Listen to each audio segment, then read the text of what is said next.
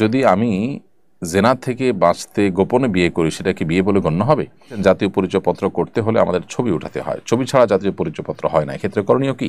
যেসব সরকারি কর্মচারী ট্রেনের টিকিট মজুদ করে বেশি দামে বিক্রি করে, তাদের কাছে টিকিট কেনা জায়েজ হবে কিনা? জাতীয় পরিচয়পত্র করতে হলে আমাদের ছবি উঠাতে হয়, ছবি ছাড়া জাতীয় পরিচয়পত্র হয় না। এক্ষেত্রে করণীয় কি? বন্তাফিমা হিমু, নিরুপায় হলে নাগরিক সুবিধাগুলো আদায় করবার জন্য আপনি ছবি তুললে, সেক্ষেত্রে পুরুষ না হয়ে কোনো মহিলা যেন ছবি তুলে, সেটা আপনার আইনি অধিকার আছে, সেটা আপনি আদায় করে নিলেন সেই চেষ্টা করে।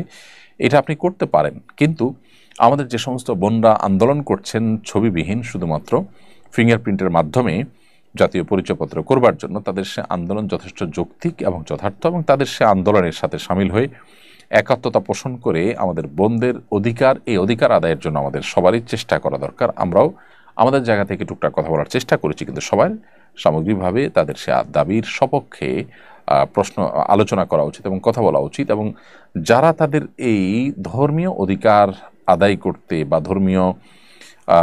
ধর্মচর্চা করতে যারা বাধা দিচ্ছেন, আপনি ধর্মীয় কারণে একজন নারী ছবি তুলবেন না, তাকে বলছেন না ছবি না তুললে তুমি নাগরিক সুবিধা থেকে বঞ্চিত হবে, তাহলে আপনি তাকে তার ধর্মচর্চা করতে দিচ্ছেন না।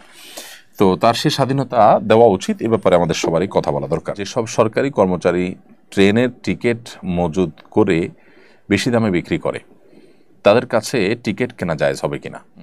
ব্ল্যাকারদের কাছ থেকে টিকিট না কিনে আপনাকে যথানিয়মে টিকিট কেনা উচিত, কারণ তারা টিকিট ব্ল্যাকের মাধ্যমে, কালোবাজারের মাধ্যমে তারা কিন্তু সাধারণ মানুষের অধিকার নষ্ট করছে।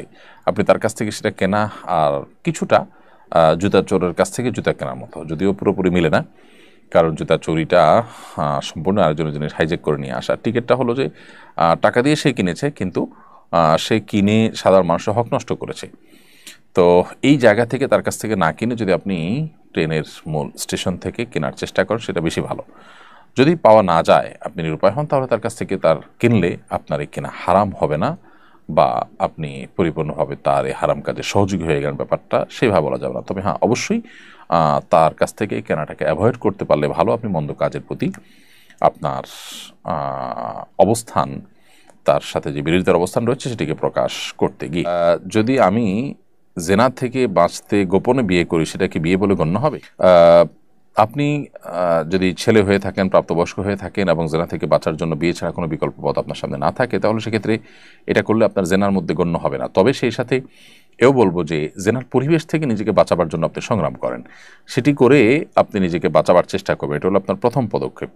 সেই পদক্ষেপে যদি আপনি সাকসেস না হন এবং সেটা যদি আপনার জন্য দুঃসাধ্য হয়, তাহলে সেক্ষেত্রে আপনি বিবাহের উদ্যোগ নিতে পারেন।